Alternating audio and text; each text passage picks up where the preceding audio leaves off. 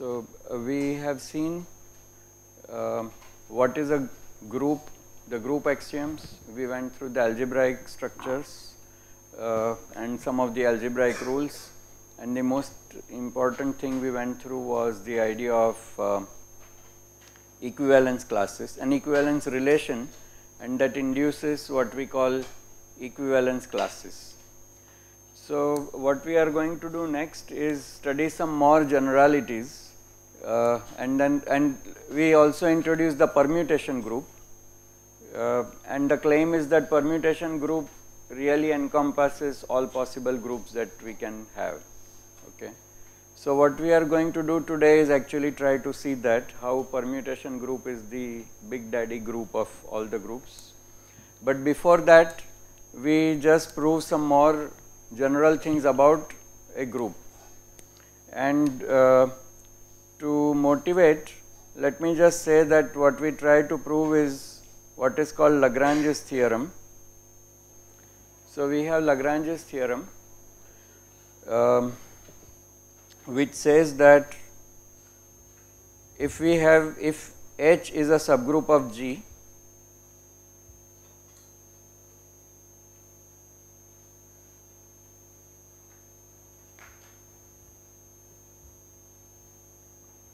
then the order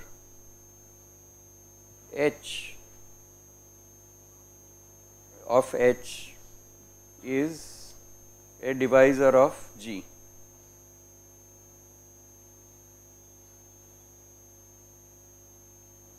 That is, the number of elements in a subgroup is such an integer that it will divide G as an integer. Okay.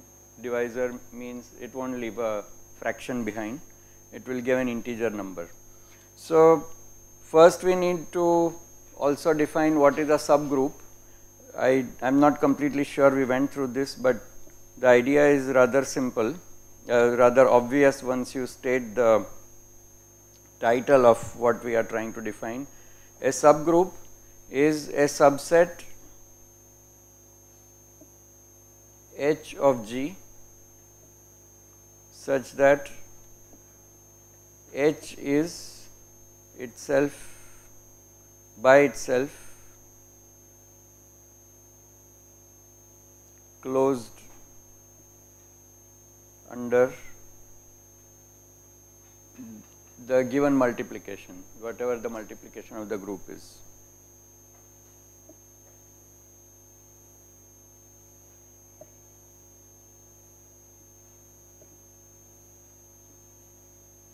That went a little out, right? So obviously also identity belongs to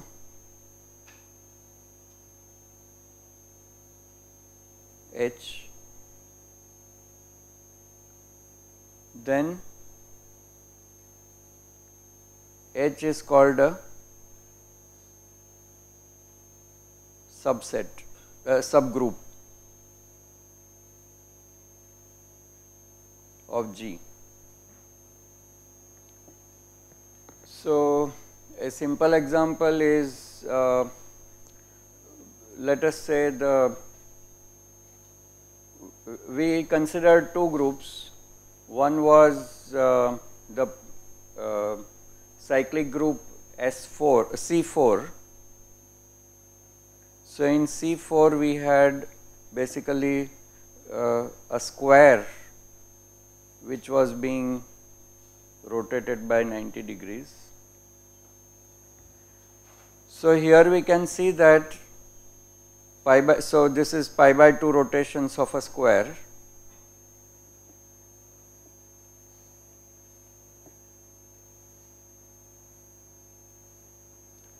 Then we can see that pi rotations form a subgroup, identity and pi rotations. So we can write it out like this: 1 e to the I pi by 2 e to the I pi, which is going to be minus 1, and then e to the 3 I pi by 2.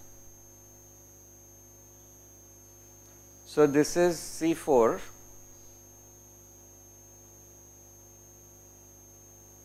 We can see that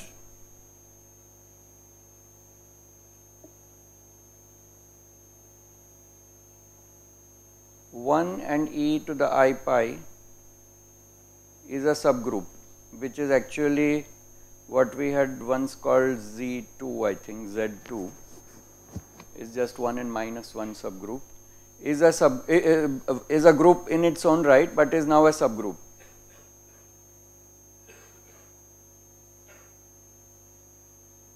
It is closed under multiplications and it contains identity, so it is a subgroup. Okay.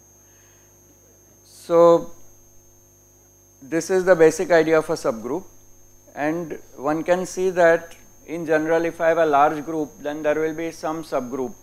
So, there is identity and then some elements have kind of mutual relationship, so that they just go into each other, then that becomes a subgroup.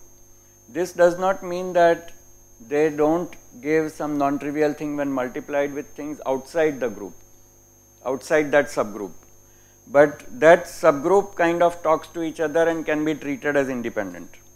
Now we see to see Lagrange's theorem, we introduce the concept of cosets.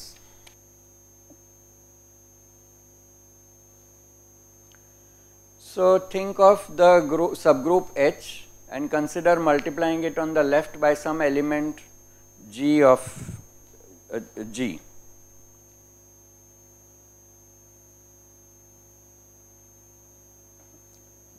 And which is generic.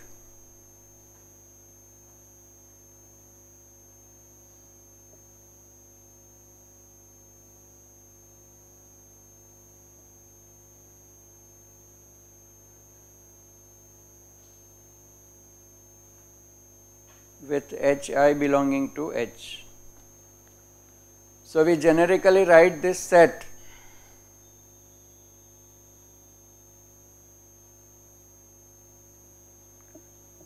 the symbol G times the whole set H or the whole group H to the left of it is same as the list GH1, GH2, etc. Okay.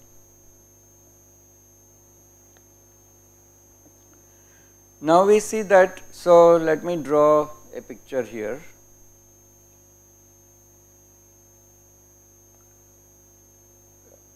Here is a subgroup H, okay, and this is the big group G.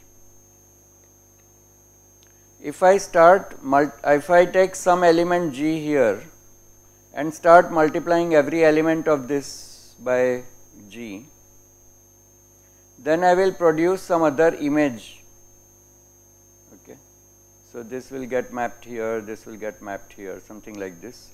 But this image has to include G, because identity is also there in H, so it includes G as well. The image of G multiplication H includes G itself. So note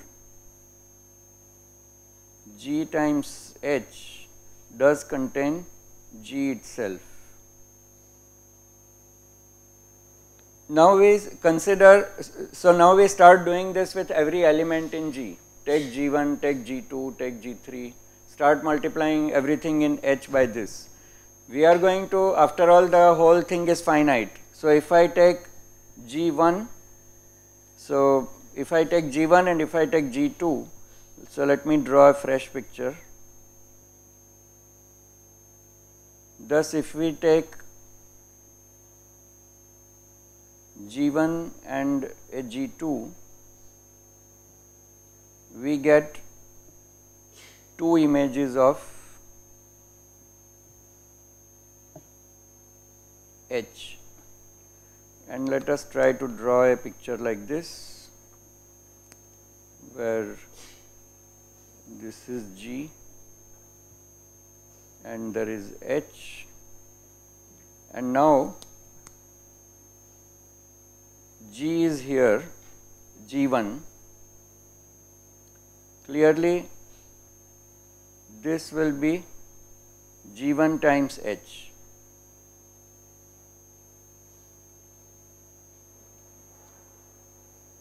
We can similarly have G2 times H.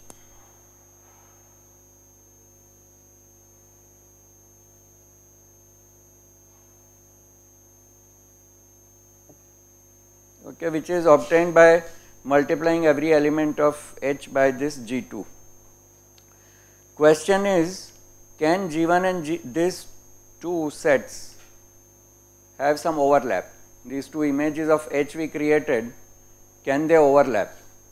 And the answer is that if they do, if they share any element, then automatically they will be identical. There is no way of having partial overlap of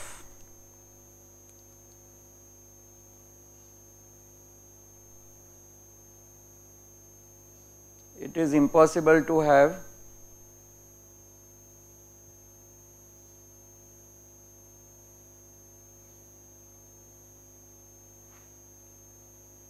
partial overlaps of G1H and G2H. Either they are disjoint or they are the same.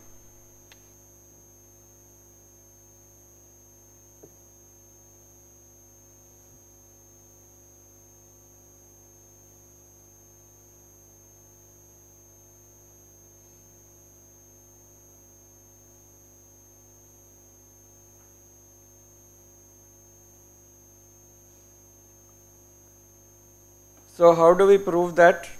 Well, here is we invoke our clever method of equivalence classes. So think of the idea that there is some overlap. So suppose they overlap. So suppose there is some G1 times H. Suppose there is suppose G1 times H1 is equal to P, and also G2 times some other H2, it does not have to be same H, but suppose multiplying with another H2, right. So if you keep this picture in mind, I multiply some element of this H and produce some element here. I multiply G2 by something else, but somehow there is an overlap of the two, so that they share an element P.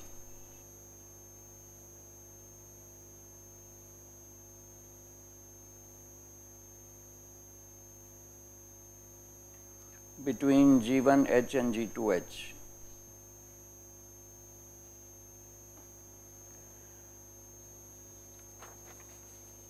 If this is so, then we can see that G1 H1 equal to G2 H2, which implies that G2 inverse G1. So I multiply left side by G2 inverse and multiply this side by H1 inverse. This belongs to H. Okay.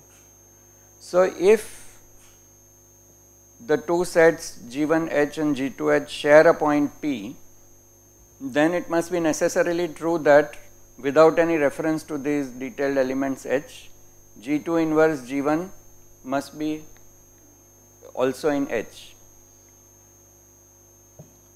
Now we prove that this statement that G2 inverse G1 belongs to H is an equivalence relation. Okay. So now propose a relation R such that G1 is related to G2 if G2 inverse G1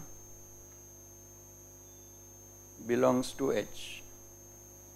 Now we try to see if this relation R is an equivalence relation or not.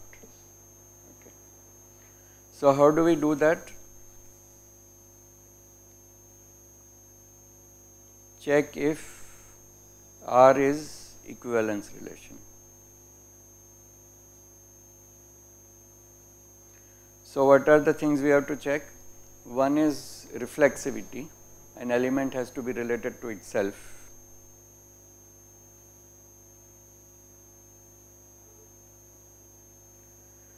So we ask the question, is G1 inverse G1? This is identity and certainly belongs to H. So G1 is related to G1 itself. Okay.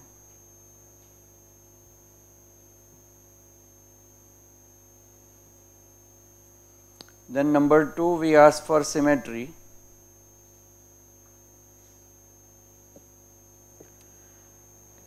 Which is the question, if G1 is related to G2, means G2 inverse G1 in H. What about G1 inverse G2?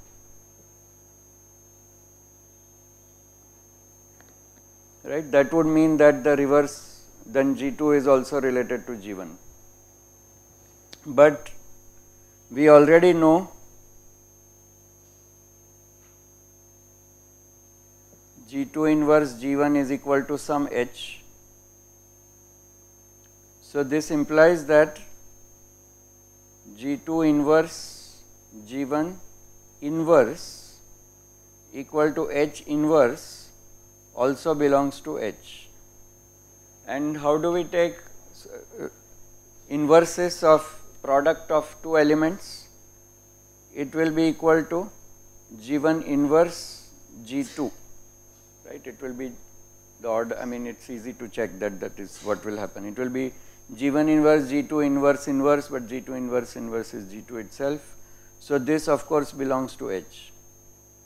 So if G2 inverse G1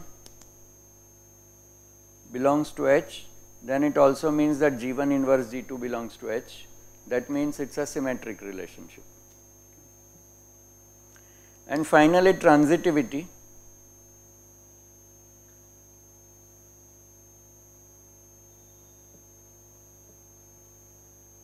Here we are given that G2 inverse G1 belongs to H, also G3 inverse G2 belongs to H. What about G3 inverse G1? That's what it means, right? If G1 and G3 have to be related, then G3 inverse G1 has to also belong to H. But this is easy to check because all I have to do is multiply the two things out. So note that G3 inverse G2 times G2 inverse G1 is equal to, now we open out this bracket, so it becomes G2 G2 inverse, which is identity. So this is same as G3 inverse G1, but suppose this was H1 and this was H2, some H1 some H2, it does not matter. So it implies that G3 inverse G1 is also belonging to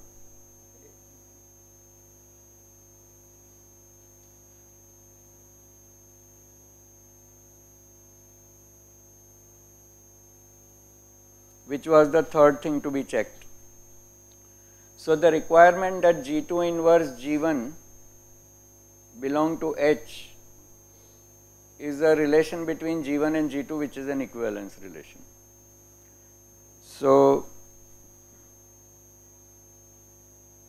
the proposed R is an equivalence relation.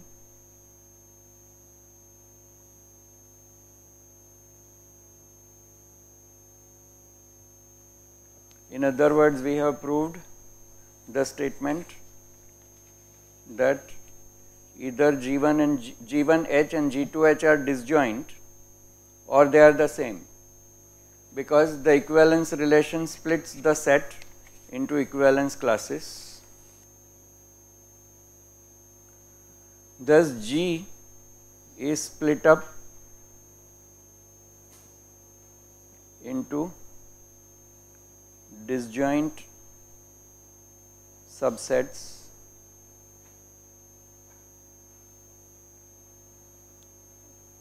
GIH, but which make up the whole G again.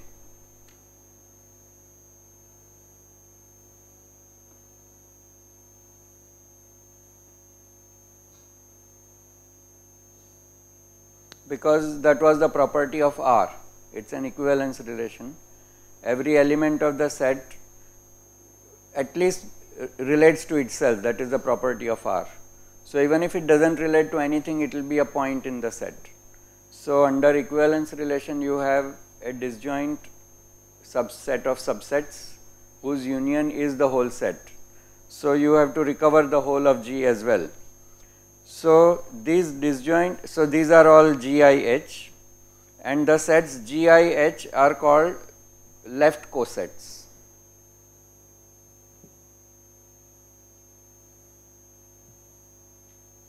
G1H, G2H, etc. The distinct ones, or you can, I mean generically you can write any of them, are called cosets. Left cosets, I am sorry, under left, because it involved left multiplication.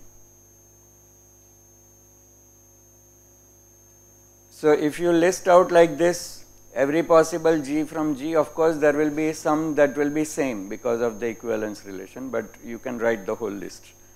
But now we see one other important thing is that any one of the cosets G1 times H has to have as many elements as H itself, right. So, next see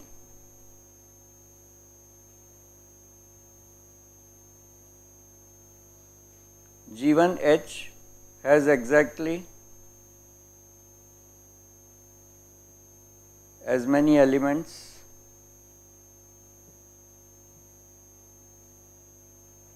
as H. Why is that true? H is a subgroup, and if I start multiplying by some element G, I should generate a unique element of big G out of this multiplication. So, each of the elements that get generated by this left multiplication has to be unique.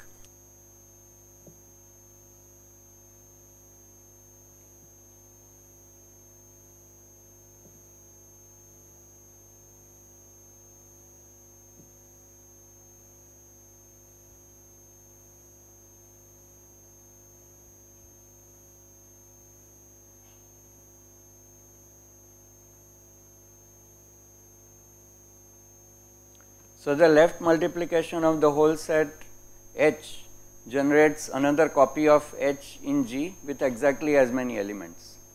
But now you see that the union of these has to make up the whole G. So, clearly there is an integer number of copies of H in G, otherwise you will not recover the whole set. So,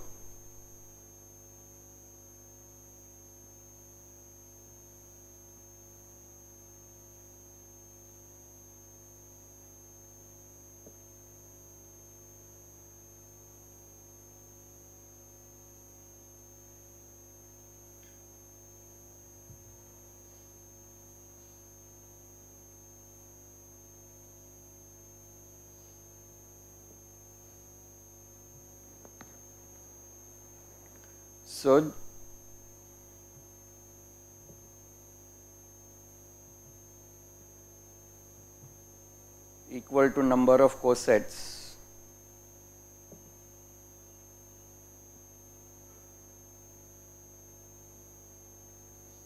is an integer, in fact positive number, right. So, H is a divisor of G,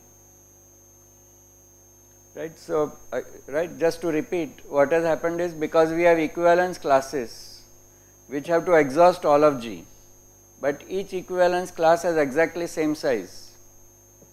So, there has to be an integer number of equivalence classes into which the G is divided. So, this left coset operation is a clever way of proving the Lagrange theorem that G slash H is an integer. Now, there is a related concept which is very easy and just a simple extension, is a right coset. So, similarly we can define right cosets.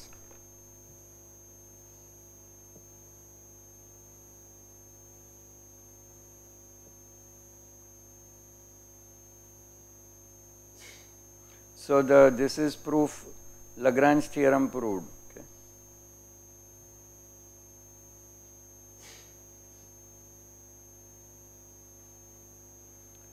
So, similarly we can define right cosets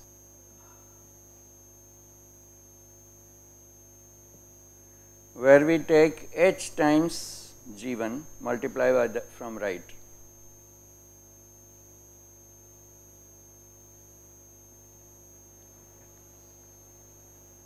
Obviously, the number of cosets generated this way will be exactly the same as the number of cosets from left multiplication, but the two need not be the same. The two both may be different partitions of G.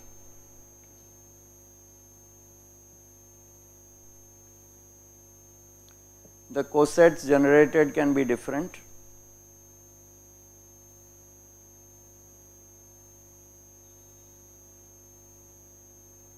Meaning we have nothing to say about it definitely in the most general case, but number of cosets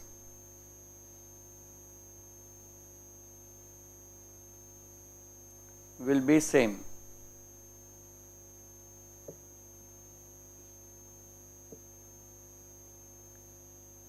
Mod G, I mean this order of G divided by order of H. And we can add here, to do this you only need to define an equivalence relation, which is instead of G2 inverse G1 we will say G1 G2 inverse. So, identify required equivalence relation. Right, it is clear that G1 will be related to G2 provided now we will need to put G2 G1 inverse instead of G2 inverse G1, but it is the same thing. Okay. So, you can think about it and try to check directly how this works. So, we have proved what is known as Lagrange's theorem, but now this leads to one more general concept about groups, which is that there is a particular situation in which there is greater elegance of this kind of idea, which is when left cosets and right cosets turn out to be identical. Okay. So, the special case is, and mind you, right now it may all sound abstract, but later it turns out that these things actually happen in the groups of atomic, I mean molecules and solids and so on, and that one can get information about the spectra from knowing whether this kind of phenomenon happens or not.